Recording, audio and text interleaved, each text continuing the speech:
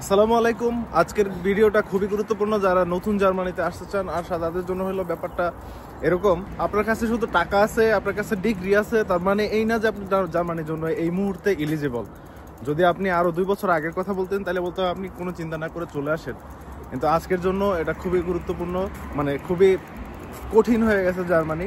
তো আপনাদের মধ্যে এই সময় যারা জার্মানিতে আসতেছেন, অলরেডি ভিসা হয়ে গেছে, তাদের জন্য কিছু সাজেশন, আর যারা নাকি চেষ্টা করতেছে তাদের জন্যও কিছু সাজেশন, তারা কি করতে পারেন আর কি কি গুণ থাকলে আপনি জার্মানিতে আসা উচিত, কি কি গুণ না থাকলে আপনার জার্মানিতে আসা উচিত না। আপনি অলরেডি 2.5 বছর ধৈর্যের পরীক্ষা দিচ্ছেন।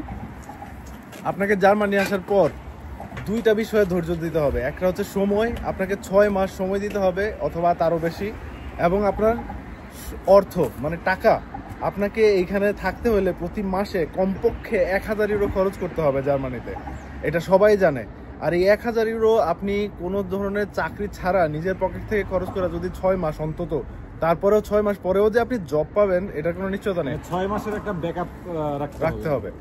আর কিছু কিছু ক্ষেত্রে এক্সেপশন, যারা নাকি বলবেন যে আমি ডিমোটিভেটেড করতেছি, তাদের কথা বলি, ভাগ্য সবার একরকম না। কেউ কেউ আছেন জার্মানিতে আসার আগেই জব নিয়ে আসেন, তো সেই ক্ষেত্রে সেটা আলাদা উদাহরণ।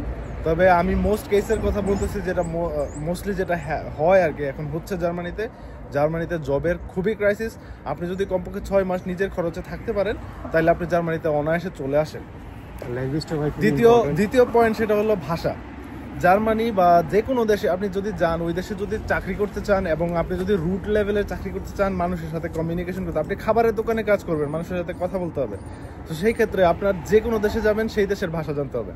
জার্মানিতে এই মুহূর্তে কমিউনিকেশনের থেকে বেশি হচ্ছে আপনি কম্পিটিশন করার জন্য হইলেও ভাষা জানাটা জরুরি।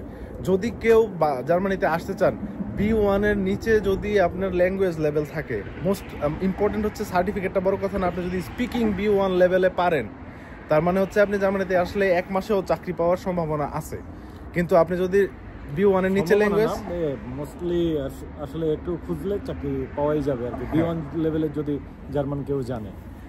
আর যদি কেউ এর নিচে ল্যাঙ্গুয়েজ জানেন তাহলে তার জন্য জার্মানিতে আসার আগে উচিত হচ্ছে, মানে জার্মানিতে আসার আগে ভাষাটা শিখে আসা, কারণ মাস্টার্সের থেকে বেশি ইম্পর্টেন্ট হচ্ছে জার্মান ল্যাঙ্গুয়েজ। আর সবচেয়ে বড় কথা হচ্ছে যারা জার্মান ল্যাঙ্গুয়েজ জেনে আসবে তাদের জন্য হচ্ছে সব কিছু ইজিলি কোপ আপ করতে পারবে, এবং সে কিছুদিনের মধ্যে নিজেকে এখানের সাথে অ্যাডজাস্ট করে নিতে পারবে সব জায়গায়। সো এটা তার জন্য অনেক বড় একটা অ্যাডভান্টেজ হবে আর কি। সর্বশেষে আর একটা জিনিস বলতে চাই, জার্মানিতে এখন যে পরিস্থিতি চলতেছে তাতে একটা স্টুডেন্টকে আসতে হইলে তাকে অবশ্যই মেন্টালি স্ট্রং হইতে হবে। সে যদি এখানে অনেক ধরনের চ্যালেঞ্জ আছে, নতুন এনভায়রনমেন্ট, নতুন মানুষজন এবং নতুন একটা দেশ। সো সেই দেশে আপনার যদি মানে কোপ আপ করতে হয় তাহলে অবশ্যই মেন্টালি আসলে স্ট্রং হওয়া ছাড়া আসলে এখানে বাবা মা এবং ফ্যামিলি ছাড়া আসলে সার্ভাইভ করা খুবই ডিফিকাল্ট আমার কাছে মনে হয়।